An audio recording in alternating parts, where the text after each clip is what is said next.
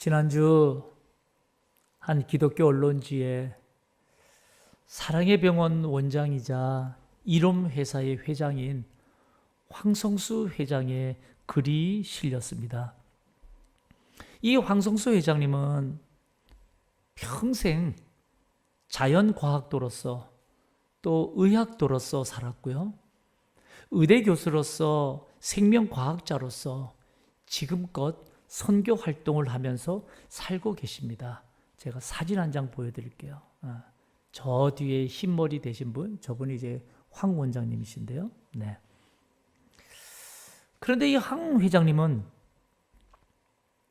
대학 시절에 예수님을 인격적으로 만나게 되었다고 합니다. 그리고 난 이후에 49년 동안 한 번도 하나님을 부정하거나 원망한 적이 없다라고 말씀하시는 거예요. 본인이 이렇게 평생 예수를 믿고 있는 이유는 오직 단 한 가지, 바로 예수 그리스도만이 구원을 줄 수 있기 때문이다 라고 말씀하였습니다. 예수 그리스도만이 구원을 줄 수 있기 때문에 49년 동안 한결같이 하나님을 부정하거나 원망하지 않은 채 살 수 있었다라는 거예요. 저는 이 기사를 읽으면서요, 참 귀하신 분이다. 참 귀하신 분이다라는 생각을 했습니다.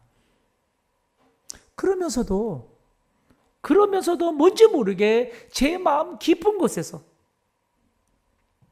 나도 그랬었는데 라는 마음의 생각이 몽글몽글 제 안에서 일어나는 거예요. 나도 그랬었는데 라는 말인즉 어느새 지금은 하나님을 원망할 때도 있고 내 믿음이 흔들릴 때도 있고 그 오직 한 가지의 이유가 어느새 지금까지 살아오면서 조금은 희석되었거나 조금은 변해버린 게 아닐까라는 제 자신에게 제 스스로 질문하게 되었습니다. 목회데이터 연구소 자료에 의하면 2024년도 한국인의 종교 인식 조사를 했다고 합니다. 이 조사가 상당히 의미가 있는 것은 사실은 이 코로나 이후로 우리 기독교인들도 신앙생활에, 종교생활에 많은 변화를 가져왔죠. 특히 기독교인들 중에는 아예 교회를 나가지 않는, 나는 예수를 믿는다고 하면서도 교회를 나가지 않는 일명 가난한 성도들이 끊임없이 증가하고 있는 것이 오늘 우리의 실정이다 이 말이에요. 그래서 한국 기독교 분석 리포트 자료에 의하면 도표를 한번 보여드릴게요. 여러분 이 도표를 보면 교회 비출석 기독교인, 가난한 성도를 말하는 거예요. 그 기독교인 추이가 뭐냐? 2012년도에는 11%였대요. 그런데 5년 뒤에 17년도에는 23%, 23년도에는 29%, 2024년도에는 무려 31%, 이제는 30%를 진입했음을 보여주고 있어요. 그러면 이 가난한 성도들의 이 증가 추세에서 연령대별로 봤을 때는 어떤가? 연령대별로 보니까 표를 한번 보일게요. 연령대별로 보니까 20대가 44%더래요. 30대는 38%, 40대가 39%. 여러분 20대, 30대, 40대 퍼센테이지가 엄청나게 높아요. 50대, 60대, 70대 갈수록 신앙은 여전히 이어지고 있어요. 그런데 이렇게 젊은 세대마다 점점 더 종교성이 이렇게 약화되는 이유가 무엇일까라는 거예요. 왜 이렇게 세대마다 종교성 약화가 점점 뚜렷해지는 걸까? 그런 점에서 이 한국 리서치에서 조사한 한국인의 종교인식 조사 이 통계 결과가 매우 의미심장하다는 것을 보게 될 겁니다. 이 표를 보여드릴게요. 여기 보면 종교 생활의 가장 중요한 목적, 종교인이든 무종교인이든 자신들이 행하는 어떤 종교라고 하는 이 생활에서 가장 중요한 목표가 무엇으로 여기고 있는가를 물어보았답니다. 그런데 여기 보면요, 기독교인에게 물어봤어요. 종교 생활을 하는 가장 당신의 중요한 목적이 뭐냐 그랬다니까 1위가 마음의 평안이래요. 이게 46% 마음의 평안. 가톨릭인들에게도 물어봤어요. 당신의 종교 생활의 가장 중요한 목적이 뭐냐 그랬더니까 65%의 인원이 마음의 평안이라고 말해요. 불교인들에게도 똑같이 질문했대요. 당신이 절에 가서 불공 드리는 가장 중요한 목적이 뭐라고 생각합니까? 그랬더니까 똑같이 72%가 마음의 평안이래요. 일명 나는 종교가 없습니다라고 하는 무종교인들, 그들이 행하는 종교생활, 뭐 점을 보든지 뭘 어디로 가든지 뭘 하든지 간에 종교라고 생각했던 종교생활의 중요한 목적이 뭐냐 물어봤더니까 66%가 마음의 평안. 그 외에 2위, 3위를 보면 기독교인은 진리와 구원, 인격 성숙이 그 다음 수순을 따지고요. 가톨릭인들도 마찬가지예요. 사회 정의 구현, 사회 구현 이게 2위고 인격 성숙 3위고 불교인도 마찬가지. 진리와 구원은 제 3위예요. 여러분, 이 조사가 왜 의미심장하다라고 제가 말씀드렸는가 하면 지금 모든 한국인들의 종교 인식을 조사해 보니까 종교 생활의 목적이 서두에 언급되었던 황성수 원장님과 같이 진리와 구원과 같은 근본적이고 초월적인 차원을 사람들이 추구하는 것이 아니라 이 종교 생활을 통해서 이제는 마음의 평안을 얻으려고 그저 인격 성장이나 어떤 도움을 받으려는 부수적이고도 기능적인 차원에서 종교 생활을 이어가고 있다는 것을 우리는 보게 돼요. 그래서 이 통계가 굉장히 의미심장하다 이 말이에요. 그러니 이제는 그 누구도 종교 생활을 통해서 내 마음의 평안을 얻지 못하면, 내가 행하는 종교 생활을 통해서 나의 인격에 도움이 되지 않는다면 그 종교 생활은 언제든지 중단할 수도 있겠다라는 것을 예측하게 만들었던 표입니다. 성도 여러분, 그런데 우리는 여기에 깊은 갈등이 있는 거예요. 여기에 깊은 갈등이 있어요. 왜냐하면 이 자리에서 지금 하나님 앞에 예배드리는 저와 여러분은 저 황성수 회장님처럼 나는 오직 예수만이 우리의 구원자 되심을 우리는 알고 그 주님만을 믿고 오늘 또 예배하며 살고 있기 때문이에요. 그런데 어때요? 점점 시대가 지날수록, 점점 나이가 들수록, 점점 지금도 자라나는 젊은 세대를 보면서 어느새 이 종교 생활이 내 마음에 평안을 얻는데 집중되고 그게 목적이 되니까 점점 내 안에 갈등이 심화되어 가더라 이 말이에요. 지난주 오후 예배 때도 제가 잠시 말씀드렸습니다마는 코로나 이후로 아이들에게 왜 공부하지 않냐 물으면 재미가 없어요 라고 말한답니다. 직장을 그만둔 청년들에게 왜 직장을 그만두었냐라고 물어보면 아이고 다녀보니까 일이 재미가 없어요. 적성에 맞지 않아요 라고 말하더랍니다. 예배 시간에 떠드는 아이들에게 왜 떠드냐고 물어보았다니까 예배가 재미없어요 라고 말하더라는 거예요. 나는 예수 믿는다고 하면서도 교회를 나오지 않는 가난한 성도들에게 왜 요즘 교회를 나오지 않아요? 라고 물어보았다니까 교회가 더 재미가 없어서요 라고 답변을 들었다는 거예요. 하물며 교회에 열심히 나오는 성도들에게 물어보면 왜 당신은 교회를 이렇게 나오니까 물어보면 뭐라고 대답할까요? 여러분, 이 말이 무엇을 말합니까? 기독교인들조차도 신앙생활에서요, 내가 얻을 게 있어야 나온다는 의미가 되지 않겠냐 이 말이에요. 그래서 고민이 되는 거예요. 우리의 신앙생활이 그저 마음의 평안을 얻기 위해서 나오는 것인가? 왜냐하면 여러분, 우리가 가장 중요하게 여기는 하나님의 말씀인 성경, 이 성경이 오늘날 우리들에게 무엇을 전하고 있는가? 이것 때문에요. 이것 때문에 고민인 거예요. 제가 왜 이런 말씀을 지금 서두에하고 있는가 하면 오늘 우리가 읽은 본문을 보면 하나님께서는 이스라엘 백성들에게 성막 제도를 제정하시고요, 성막을 만들라고 명령하십니다.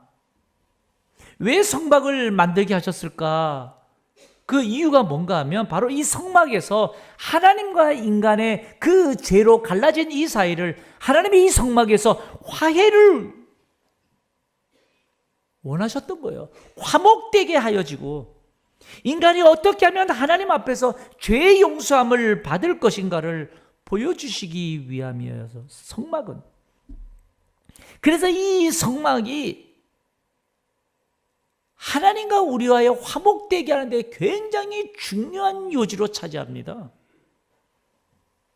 그래서 이 성막에서 하나님과 우리 인간이 화목되게 하는 데 있어서 제일 중요한 의식 중에 하나가 뭔가 하면 짐승 제사 제도였습니다. 짐승 제사 제도. 구약에 보면 짐승 제사 제도.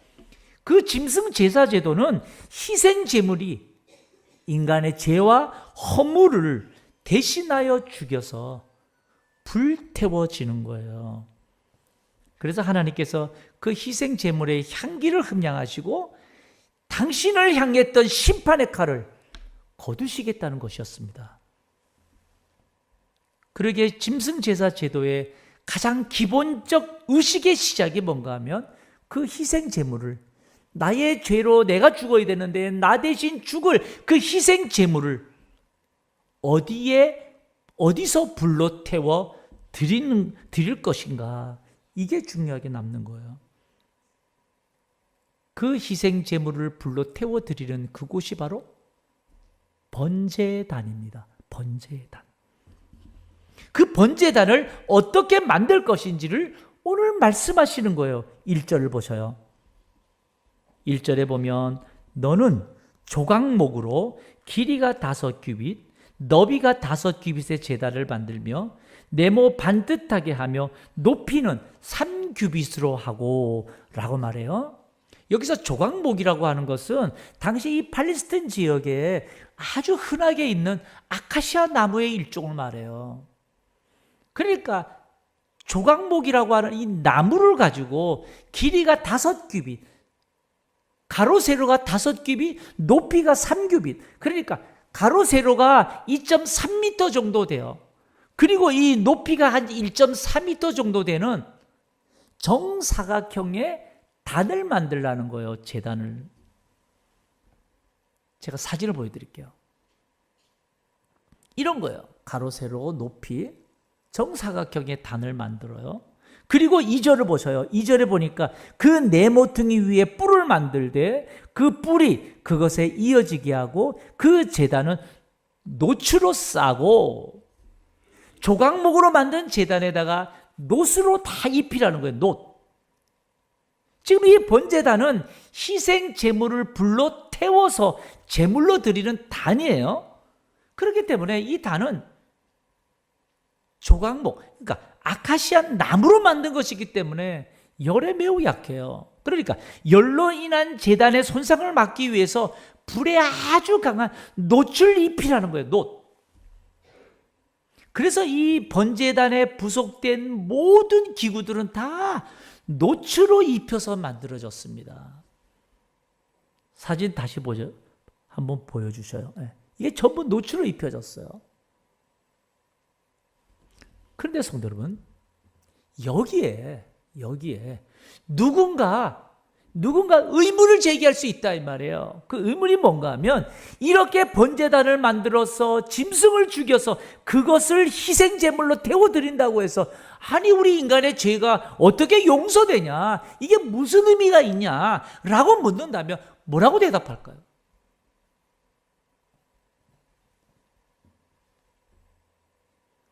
이 번제단에서 아무리 희생제물을 죽여서 태워서 드린다고 해서 어떻게 우리 인간의 죄가 용서되냐? 라고 묻는다면 뭐라고 대답할까? 이때 우리가 기억해야 될 것이 뭔가 하면 이 모든 것을 누가 만드셨냐? 누가 제정하셨냐? 이 말이에요. 오늘 본문 8절을 보세요. 8절을 보면 이렇게 말해요. 제단은 널판으로 속이 비게 만들되 산에서 내게 보인 대로 그들이 만들게 하라는 거예요. 여기 아주 중요한 말씀이 기록되고 있습니다. 제단은 널판으로 속이 비게 만들되 그 다음 산에서 내게 보인 대로, 하나님께서 모세에게 그 시내산 위에서 내게 보인 대로 그들이 만들게 하라는 거예요. 그렇다면 지금 이 모든 설계를 누가 하고 계셨다는 거예요? 하나님이 하셨다는 거예요. 하나님이 모든 것들을 다 이미 모세에게 보여주셨다는 거예요. 산에서 내게 보인 대로 그들이 만들게 하라. 성도 여러분, 다시 말하면 이 모든 것이 인간의 머리에서 그저 상상해서 만든 것이 아니라 처음부터 끝까지 하나님께서 친히 보여주셨고, 그래서 그대로 성막이 세워지게 되고 번제단이 세워지게 되는 거예요. 그렇다면 이 제단에서 드려진 희생제물을 통해서 죄사함의 길을 열어놓으신 것도 누가 계획하신 거예요? 하나님이 계획하신 거예요. 죄사함의 길은 하나님이 정하신 법이고 전적인 하나님의 주권 행사이셨던 거예요. 하나님이 정하신 모든 것에 우리 인간이 믿고 안 믿고가 중요한 것이 아니라 전능하신 하나님이 이미 정해놓으셨다는 거예요, 그 길을.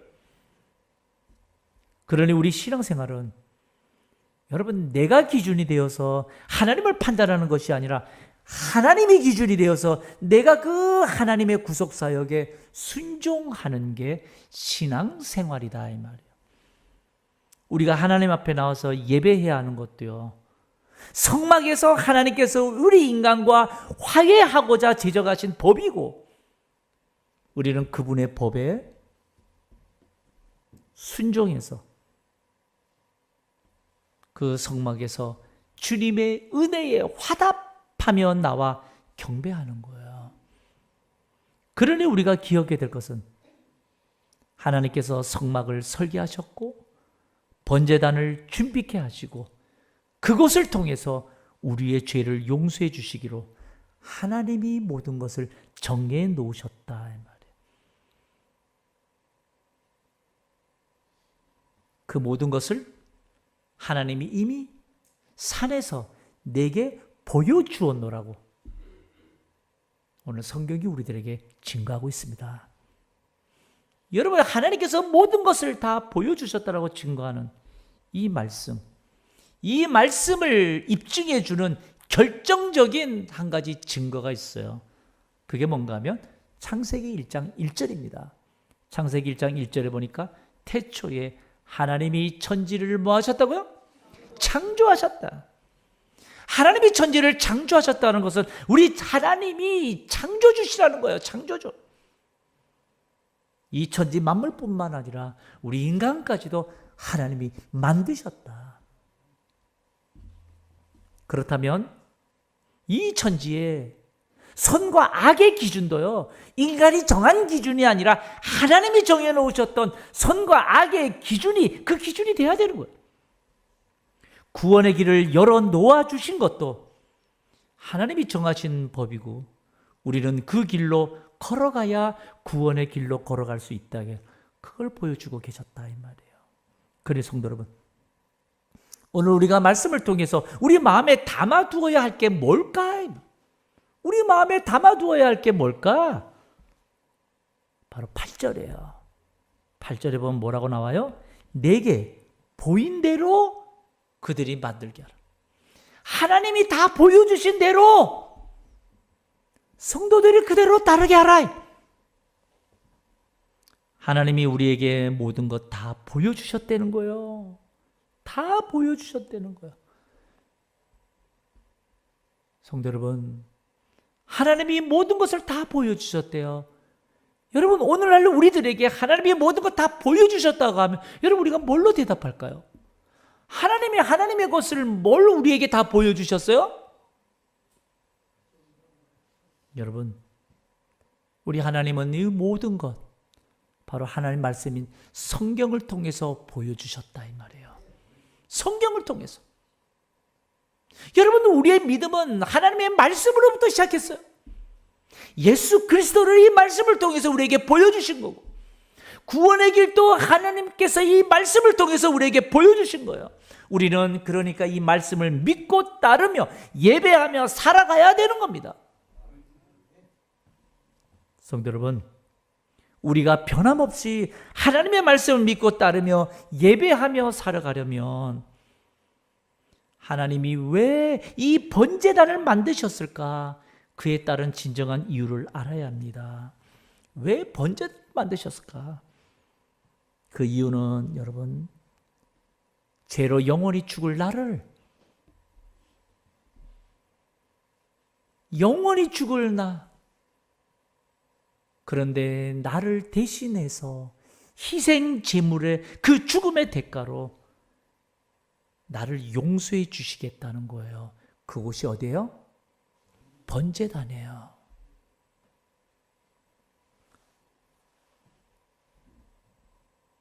다시 말하면 나의 부족함에도, 나의 연약함에도 불구하고 하나님은 여전히 나를 사랑하셔서 죄로부터, 영원한 죽음으로부터 나를 건져주시고자 용서의 길을 열어놓으신 하나님의 사랑의 결정체가 어딘가 하면 번제단이에요.